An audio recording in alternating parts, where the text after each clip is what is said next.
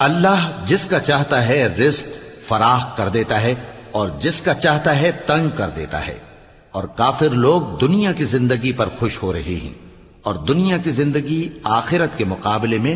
بہت تھوڑا سامان ہے۔ اور کافر کہتے ہیں کہ اس پیغمبر پر اس کے پروردگار کی طرف سے کوئی نشانی کیوں نازل نہیں ہوئی؟ کہہ دو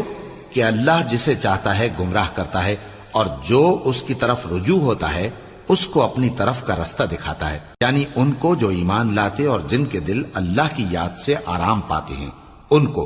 اور سن رکھو کہ اللہ کی یاد سے ہی دل آرام پاتے ہیں۔ جو لوگ ایمان لائے اور عمل نیک کیے ان کے لیے خوشحالی اور عمدہ ٹھکانہ ہے۔ جس طرح ہم پہلے پیغمبر بھیجتے رہے ہیں اسی طرح اے نبی ہم نے تم کو اس امت میں جس سے پہلے بہت سی امتیں گزر چکی ہیں بھیجا ہے، تاکہ تم ان کو وہ کتاب جو ہم نے